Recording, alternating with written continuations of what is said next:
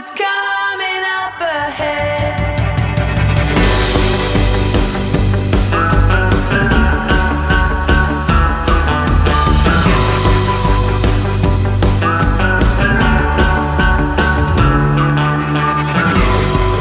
And we're on our way to a new beginning.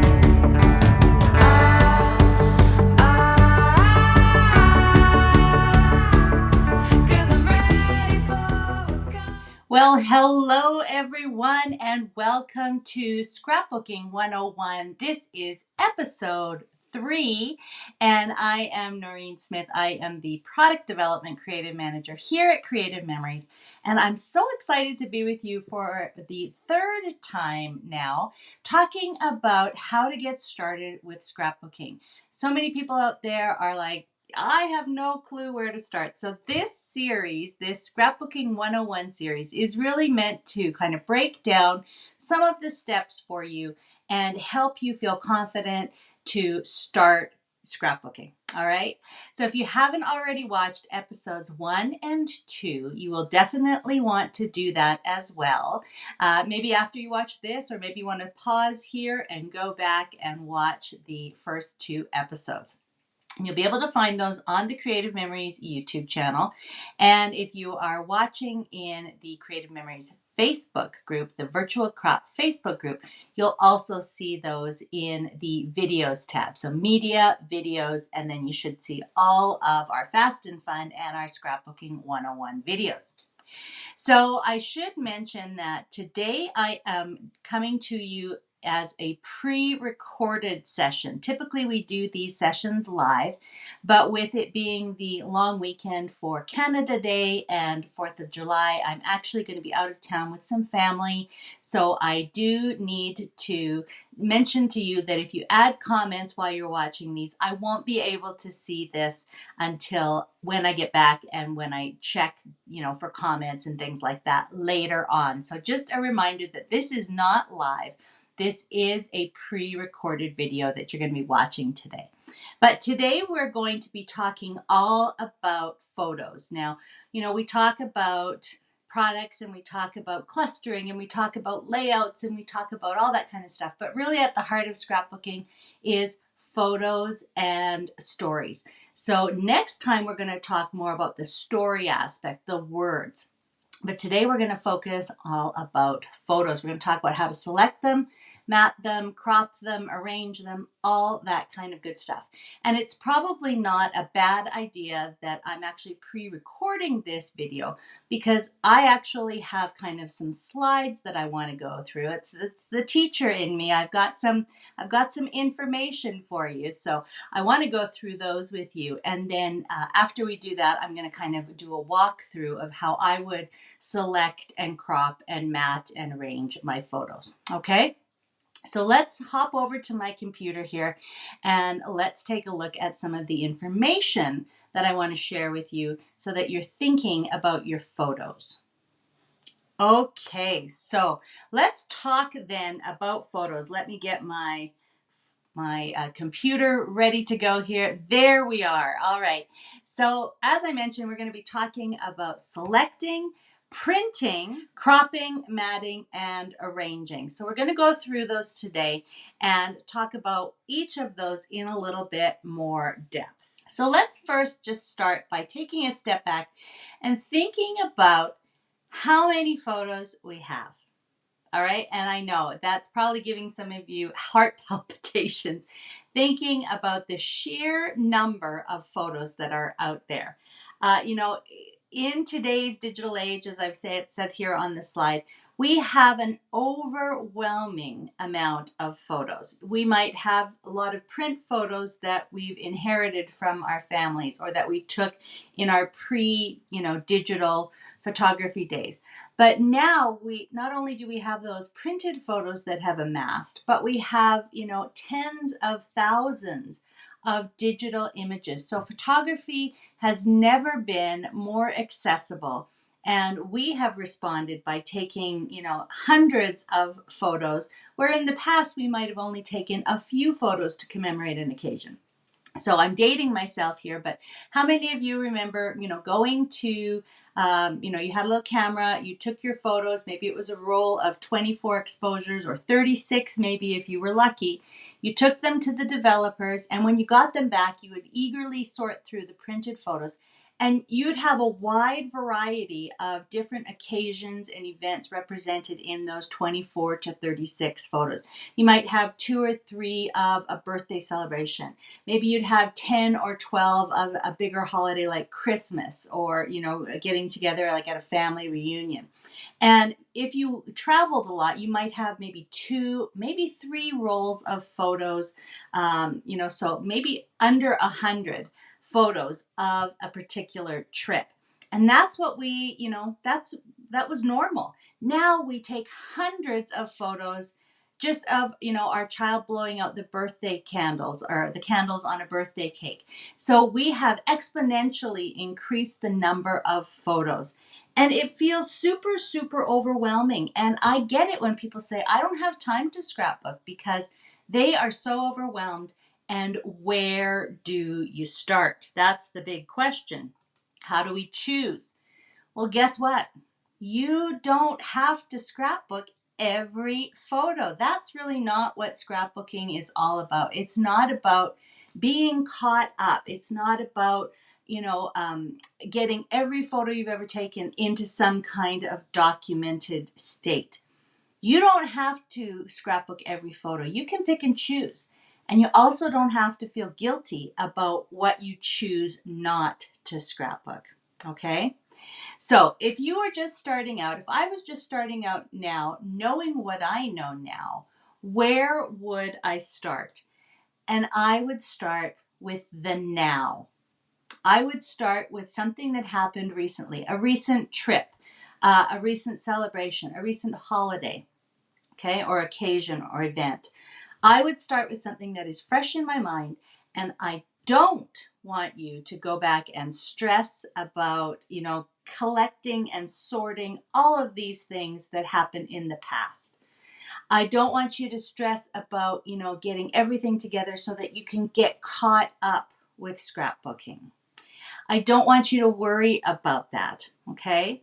I don't want you, most importantly, to let those worries or those fears keep you from starting to scrapbook, okay?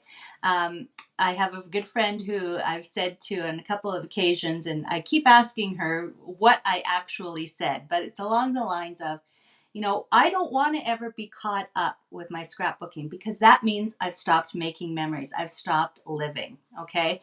So don't ever stress about being caught up. What we should be doing is having a look at some of the photos we've taken recently. So again, whether those are on our phone, whether we've actually got them printed, have a look at some of the things you've done recently and the photos you've taken, and think about which ones of those recent photos do you want to start with. That's a great place to start. Something that you're excited about, something that you want to remember, something that's fresh in your memory right now. And I want you to choose about 1 to 4 photos if you think you might just want to make, one scrapbook page about an event. Again, maybe maybe you and your significant other were out for a date. You took some pictures of the delicious meal you had, and maybe there's a selfie of the two of you. So that's a wonderful little memory that you could start documenting. So that might be 3 or 4 photos. If you have something with a little bit more, again, maybe like a family reunion, or maybe it was a birthday celebration and there's, several people that you took photos of. Maybe people were playing games. There's the birthday cake. So maybe you have maybe about 10 photos that you could choose, 8 to 10 photos. That would make a great double page layout. So again, you're not going to be able to get all of your photos on there. And we're going to talk more about how you select them in just a minute. But anywhere, 1 to 4, maybe 5 photos on a single page, and then up to maybe 10, maybe 12 on a double page. And that's going to happen because of what we're going to talk about in a minute, cropping. Now, you always want to select the best photos. And again, when we go through some of my examples, I'm going to show you what I mean by that. We are so used to taking, photo, just in case we miss something. But we might have 10 photos of the child, blowing out the candles. So, and all of them are kind of these bursts. We don't need every single one of those on the page. What is the best photo that captures that experience? Is it maybe when they're, taking a big breath, or maybe when they're actually blowing, or maybe it's that look of excitement and satisfaction after they blew out all of the candles? So don't try to capture, every single second. Try to pick the best photos that capture the experience. And along those same lines, do try to choose photos that are a little bit different from each other. Sometimes it can be really fun, after you've been in the scrapbooking hobby for a while. Sometimes it can be really fun to show those kinds of bursts, especially if it's an action sort of thing, your child running to the edge of a pool and jumping in for the first time. And maybe you've got a series of photos for that. But for an event, for something that you want to document the memory, you want to try to choose a variety of photos that document different aspects, not just all that are, three poses, slightly different poses of the same shot, basically. So do try to choose the best, but also think about choosing things that are a little bit different. We don't want to have everything on the page looking exactly the same. Now, I know what some of you are thinking. You're thinking, well, I've got so many photos. Again, if I could just get organized, I'd be able to start scrapbooking.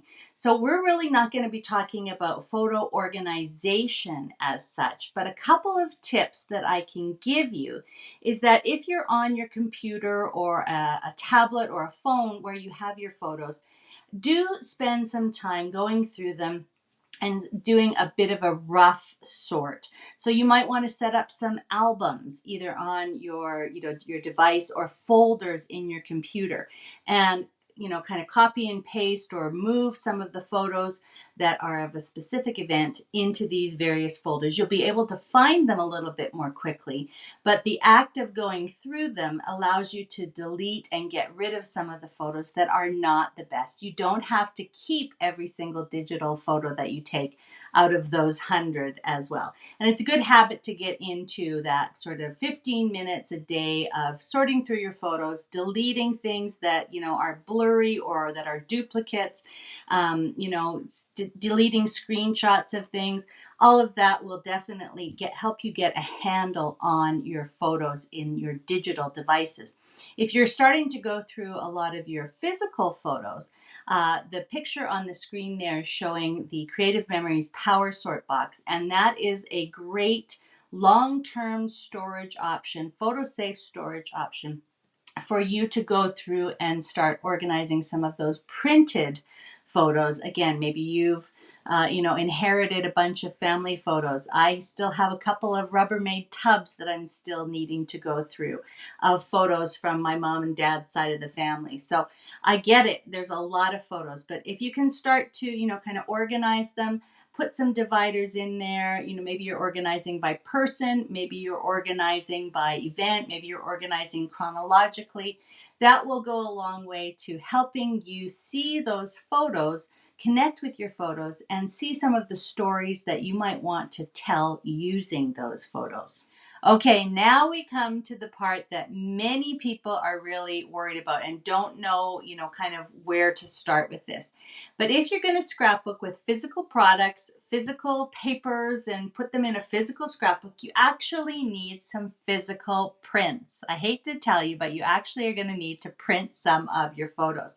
Now, that's going to look different for everybody because you might print from your phone. You might have a lot of photos stored on your computer that you need to transfer maybe to a memory stick, and then you're going to take the memory stick into an in-person developer. You might have to do a little bit of research here in figuring out what you need to do to get your photos printed. But I promise you it's worth it. And once you have your system figured out, you will be much more confident, much more likely to actually set aside time to determine which photos you want to scrapbook and send them off to print. The good news is that Creative Memories also offers photo prints, very high quality Fuji crystal, I believe. photo prints. So you can actually upload to the Creative Memories website, and you can do that from your phone or your tablet or your computer, and have your photo prints sent to you along with the rest of your order for your physical scrapbooking products. So Creative Memories is doing everything they can to, make it easy to get those photo prints in your hands so that you can get them onto your pages. All right. It still surprises me how many of my son's friends, when they come over to our house, they're like, "This is like a real photo. This is like a printed photo," and they, some of them have never handled a real photo. To them, photos live on their devices. Photos are things that they look at while they're scrolling. So it's really worth figuring out your process for printing your photos. All right, so let's talk a little bit about choosing your photos and kind of thinking about, the steps that you're going to do once you are ready to make your arrangement, your layout. So I'm going to show you this in action in a couple of minutes once we get through these slides. But you'll want to think about how the photos look on the page. And, you might want to imitate a sketch or another layout that you've seen maybe online, or you might just take a piece of cardstock or an album page and just start placing your photos down and rearranging them to kind of see which ones work best. And again, you might not use all of the photos that you thought you would. You might only choose maybe 3 or 4 out of the 6 that you printed. Okay, so even though you've done some preliminary selecting, you might actually get to your scrapbooking table and start to see which photos will work best for your layout. Now, if you've got a lot of photos that you want to get on your page, this is where cropping comes in. And again, people have a fear about cropping because they're like, I don't want to cut my photos. But it's actually a very easy thing to do. And I've got a couple of tips here for you. So you can crop your photos to any size you want. Again, I like to say there's no rules in scrapbooking. So you could cut, a very skinny photo. You could cut a photo into a square. You could take a pair of scissors and cut a silhouette out of a photo. You could round your corners or notch your corners with a 2-way corner rounder. You could cut your photos into shapes. You could leave them, in the standard sizes. You can cut them into, similar sized squares, for example. There's lots and lots of different ways to do it.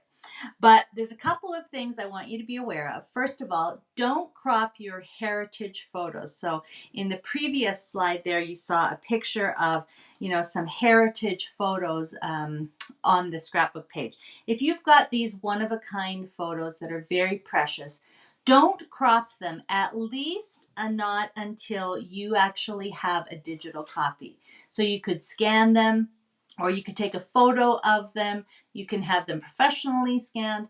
And once you have a safe copy, maybe you want to print that and then crop the copy. So keep them as is, or make sure you have a digital copy. The other thing that you want, oops, I'm sorry, I'm on the wrong slide here. I went backwards again. Don't crop the original heritage photos. The other thing that you want to be aware of is not to crop Polaroid photos. Remember our little instant Polaroid photos that, they would come right out of the camera. You'd have to load in the cartridges and it would come out, and you'd shake it for a bit and it would develop that way. You don't want to cut those, because if you cut, the chemicals, the developing chemicals and the ink will actually seep out of the photos and the image will disappear. So again, scan it, take a photo of it on maybe a white background so that you have an additional reference, and then use it as is in your scrapbook. Now, I mentioned that you can crop them to any size, but a nice way to arrange your photos on pages is to crop them in a cohesive way. So typically you'll get 4x6 or 6x4 photos. You'll get vertical photos like this, or you'll get so this is a 6x4, or you'll get a landscape photo, sorry, I'm backwards. This is a 4x6. and then you'll have a landscape photo, which is 6 by 4. So those are the two sort of standard sizes that your photos will come in. So you can leave them as the standard photos, but you can also crop them down to 4 by 4. That's a very easy way to crop your photos down to get more on a page or to make them fit with a certain layout. 4 by 5 is quite common, and then kind of the half size. So if you imagine this would be a 6 by 4, you could fit 2 small photos, or you could crop your photo down in half. So you'd get 4 by 3 or 3 by 4.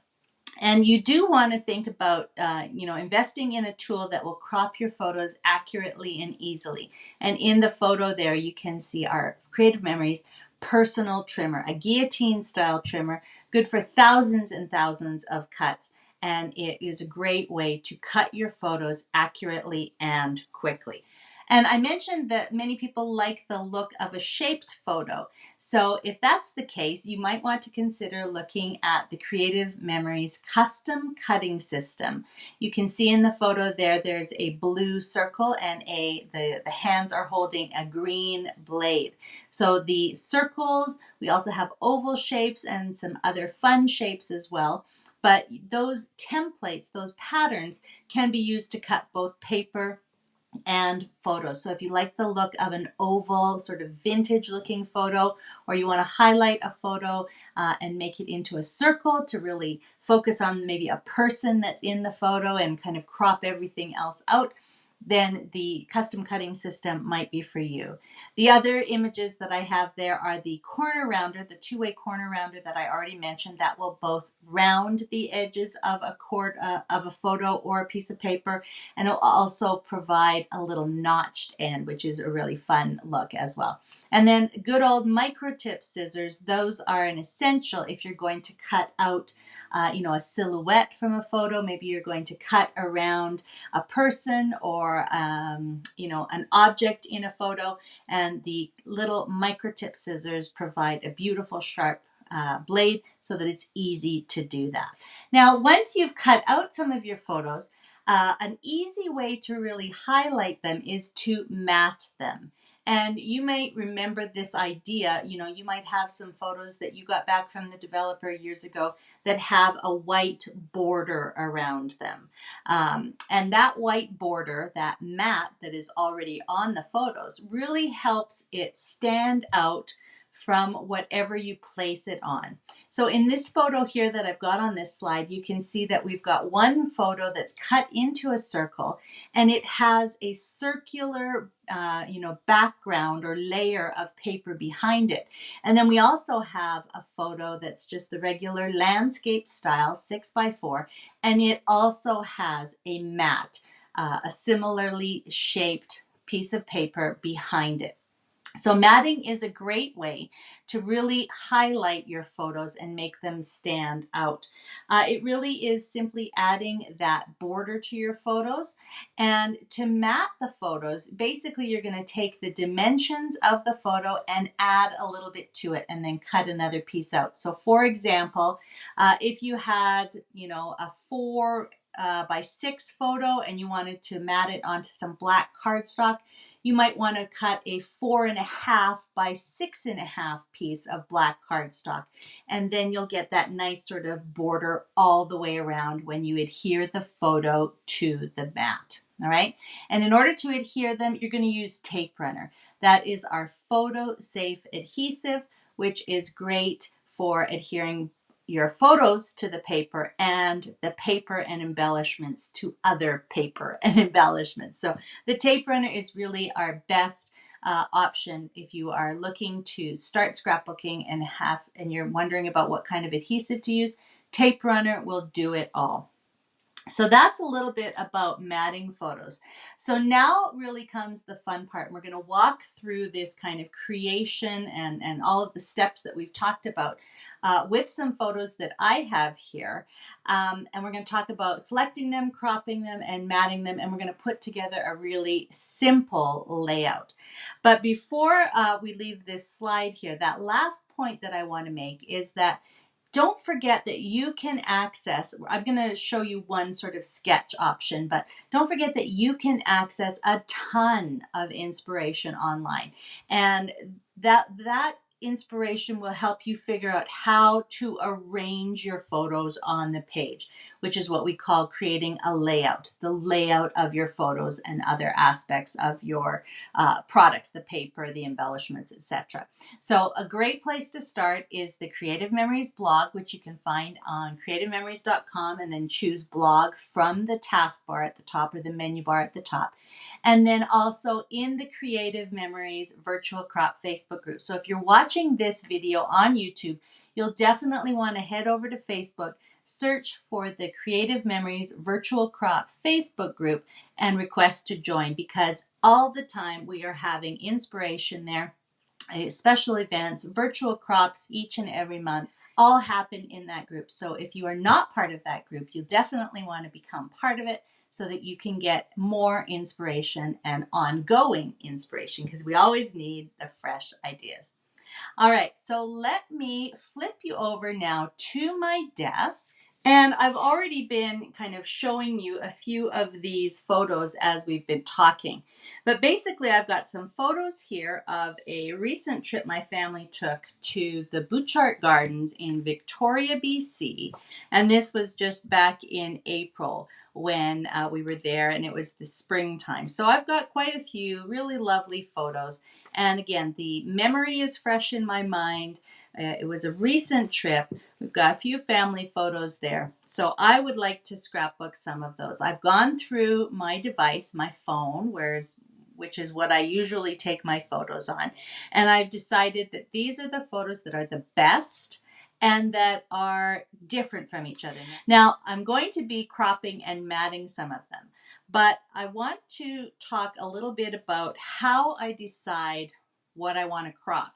So for example, this particular picture, maybe I might just crop that down a little bit just to, kind of center us all in the frame. But really, a lot of these I've already kind of composed on my phone. So there's not like there's people in the background that I want to crop out. Sometimes if I have a close-up of something that I'm interested in, I've already kind of done that cropping on my phone while I'm taking the picture. So sometimes I find that my photos are pretty much ready to go, but there's always room for a little creative cropping. So again, sometimes you'll need to crop your photos because maybe there's, something in it that you don't want there to be. Like, I think this was a little sort of edge of a trash can or something. So, maybe I want to crop that out because I don't want it to ruin the photo. But other times you might want to just crop photos down to size because you want them to fit on a page in a certain way. And this is where, the inspiration, the sketches, the virtual crop, all of the resources that we have on the blog, all of the resources that we provide to advisors to help their customers, to help scrapbookers with their pages. All of those kinds of things can give you direction as well. So each month during the virtual crop, so I've got April, May, and June. So each month we've got 4 sketches that we put onto a handout like this, 2 single page sketches, and then 2 double page sketches. And these can really help you figure out how to use your photos. So if I kind of like the look of this particular sketch, then all I would really have to do is take some of my photos and determine which photos I want to use in which spots. And it's great because it actually tells you the size of the photos. So these little ones, for example, are 3x3s. This is a 6x4. This is a 4x6 and a 4x4. And we always try to put the width measurement first and then the height. So it's just like reading, right? Left to right is the first dimension that you'll see, and then top to bottom.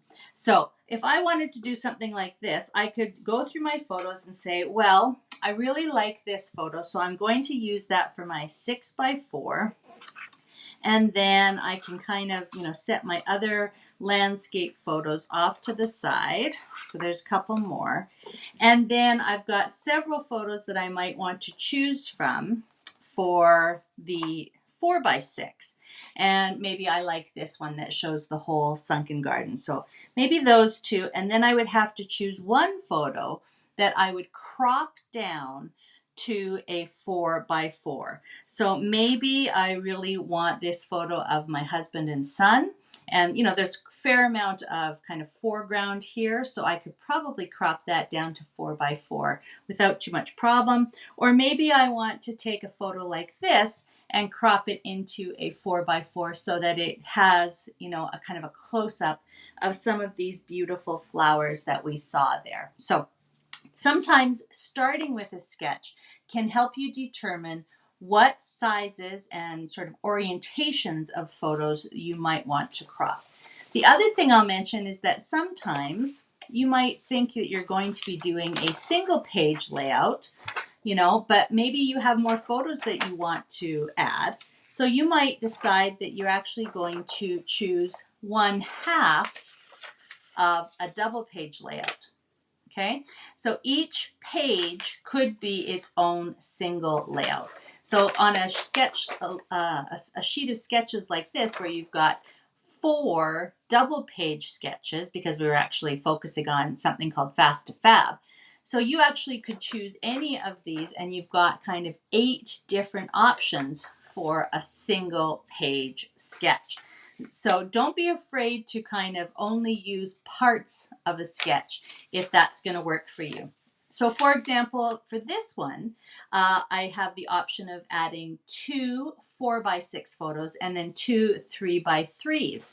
So maybe if I want to do this sketch, and maybe this is the one we should do together, I'm going to look through my photos and choose again, you know, maybe I want this sunken garden, and I want this picture of my husband and son, and then maybe I want to cut a couple of these photos down to show the beautiful colors, or maybe I'm just going to focus on the colors. So maybe I'm going to have this photo here of the kind of the whole sunken garden, then this close-up of the waterfall with those beautiful colors there, and then I could cut this photo down to 3x3 and kind of have that as one of my little ones, and then maybe this one.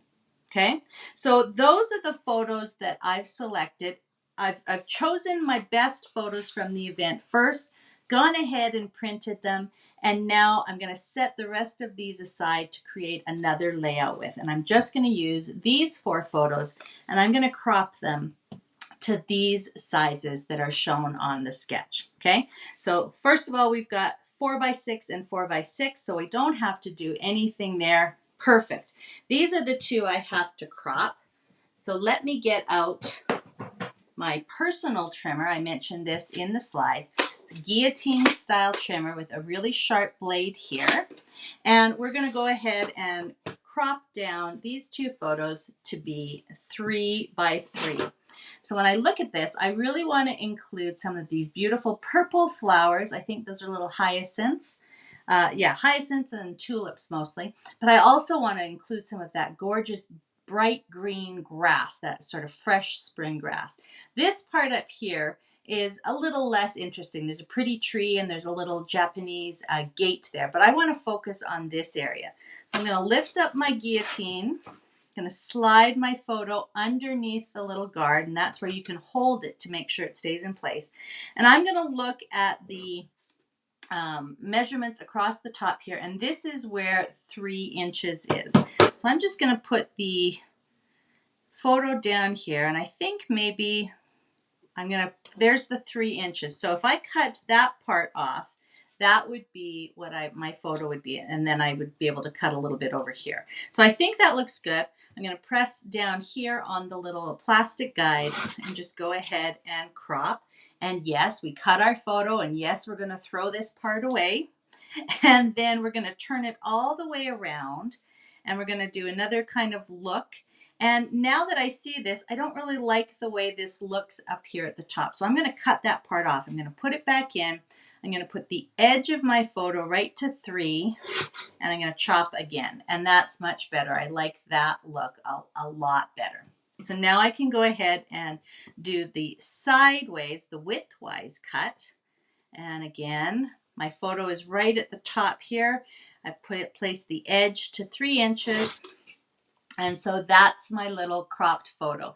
And I took this photo because I wanted to remember the beautiful color of the hyacinths. So it doesn't really matter that I cropped away some of the other parts of the photo because I have the part that I really want to focus on and remember. Same here. So this was a beautiful drift of hyacinths and tulips with daffodils in the background.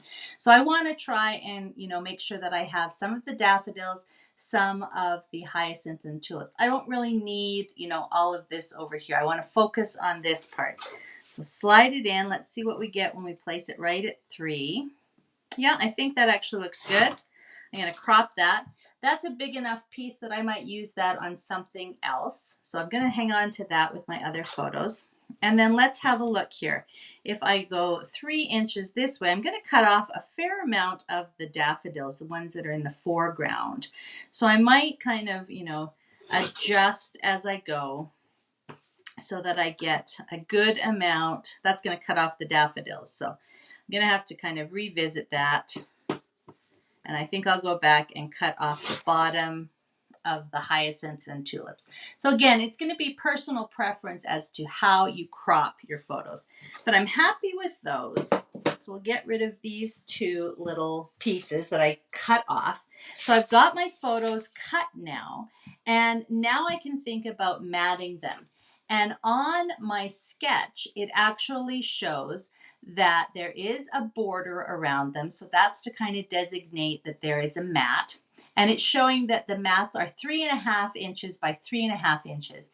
And that both of the 4x6 photos are kind of matted onto one piece of cardstock or decorative pattern paper or whatever I want to use. And I've got the measurement there again, 8.75 by 6.5. So I've got the measurements for my mat. So now I just need to figure out what papers I want to use. And I did pull out our beautiful spring collection called Painted Garden. These are some of the embellishments. You can see there's lots of florals and leaves and little critters. These were some of the ones that I thought especially would work with the colors in my photos.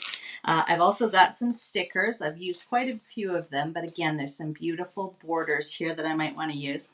And then I'm down to just a few pieces of my beautiful Painted Garden papers.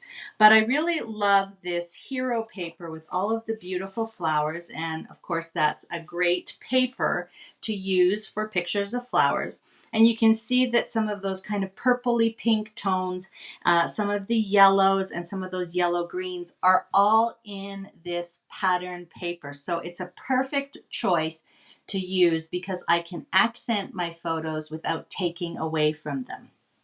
Then I have a green here, and then of course there are also a couple of colors on the back which might work. Again, that kind of purpley pink color and another softer green. So I've got lots to work with here. And I don't have a lot of base pages, so I'm going to choose a piece of canary yellow cardstock to be my album base. Again, you remember we talked about selecting papers. You can use an album page, you could use a piece of cardstock, or you could use a more sort of tonal piece of pattern paper. Totally up to you. So I think what I'm going to do is cut this sort of border piece, which is 2 3/4 by 12 inches. From my beautiful hero pattern. We call it a hero pattern because it's really the hero of the paper pack.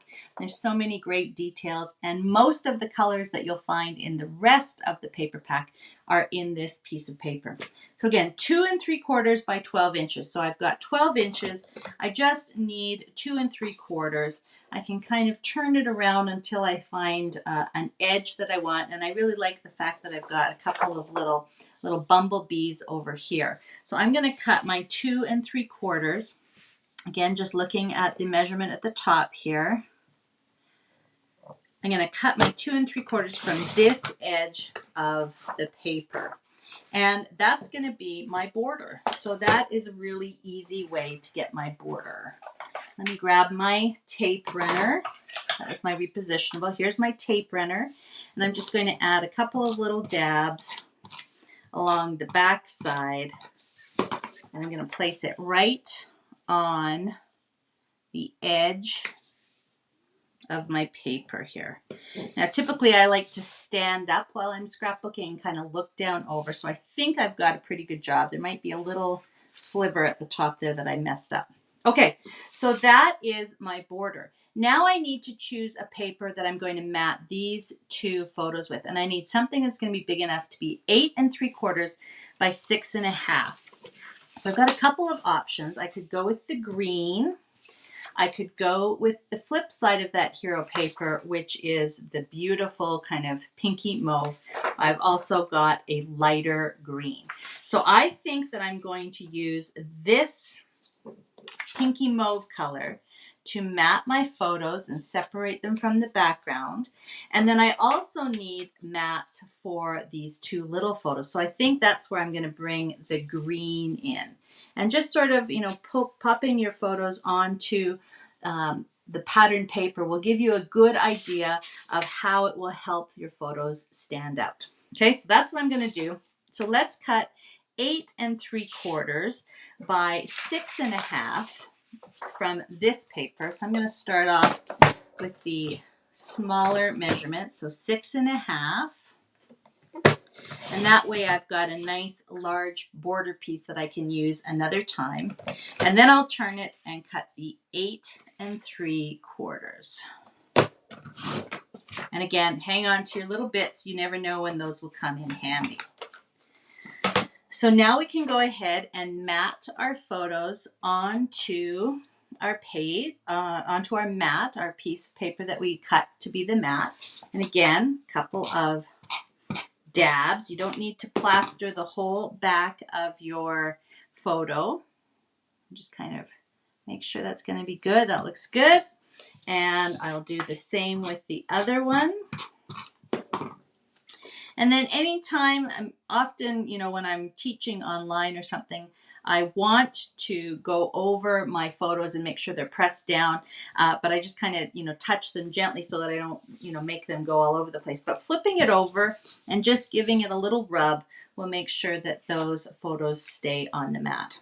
So there's my matted photos. I like the way that looks. And I'm just going to kind of place them approximately where I think they're going to go. And then I need 2 pieces of 3.5-inch squares from this particular paper, which I'm going to use for my other photo mats. So 3.5 inches. I'll go ahead and cut a full 3.5-inch strip. And then I'll turn it and cut 3.5 and 3.5 again. And that way it's quite a quick process. And I think that's probably going to be all of my cutting. So I'll put my 12-inch paper trimmer away. And let's go ahead and mat our photos. A few dabs. Again, you're only seeing a little sliver of it. And it's just there to sort of help everything stand out. Now, if I had placed these two photos right on top of each other, or one on top of the other, it's not going to sort of stand out. They kind of get lost in each other.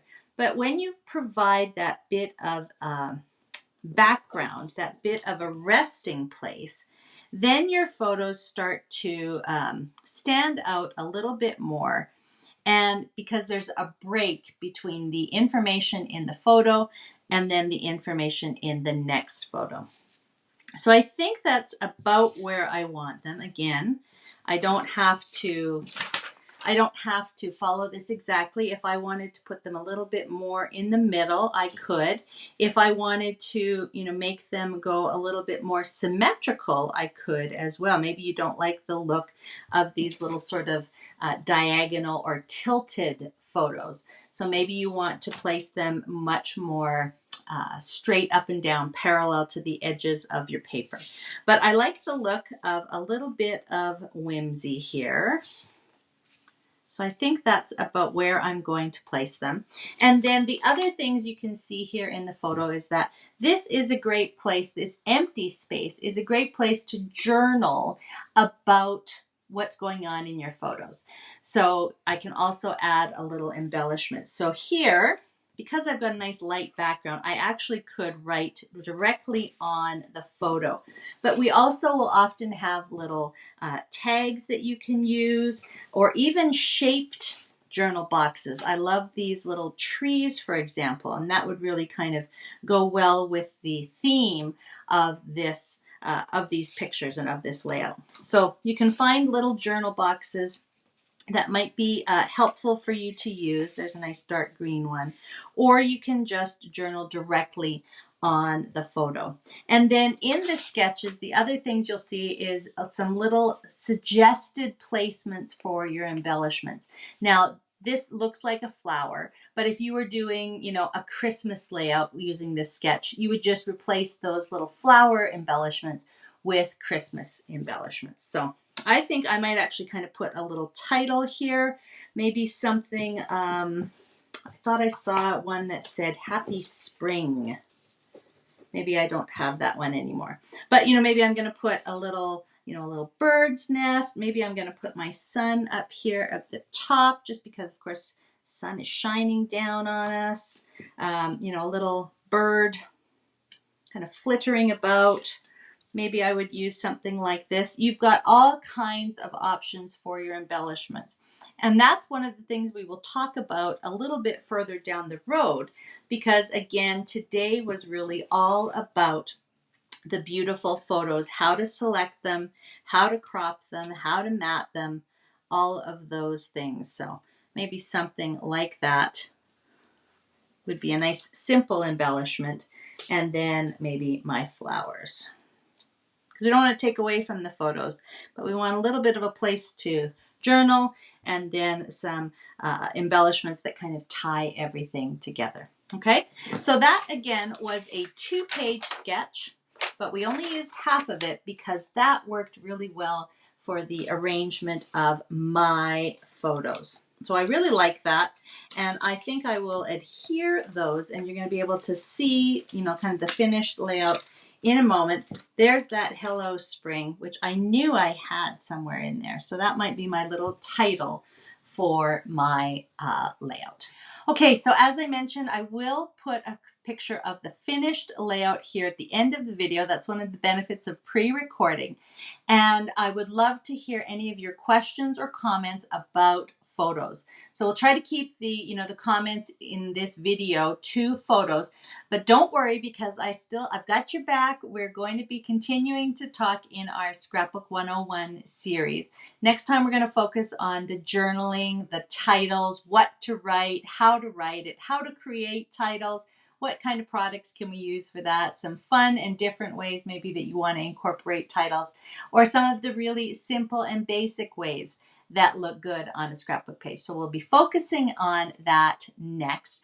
But I will check your comments and questions regarding photos as I get back from our Canada Day long weekend. So please make sure you put those in there. And if you've got some samples that you're inspired to create based on the video today, please don't hesitate. Put them into our Creative Memories Virtual Crop Facebook group. We all love to see inspiration. We all love to learn from each other. And it's great when you share a tip or an aha moment that you had about your photos. So I hope that it'll kind of spur some discussion about photos.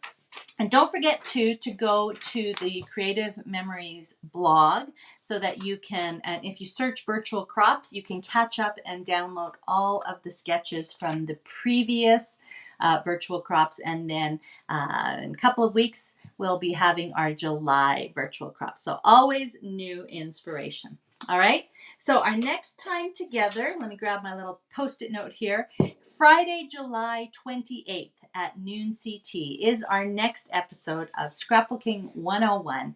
And as I mentioned, we're going to be talking about titles and journaling. So the story, the words that go with your photos.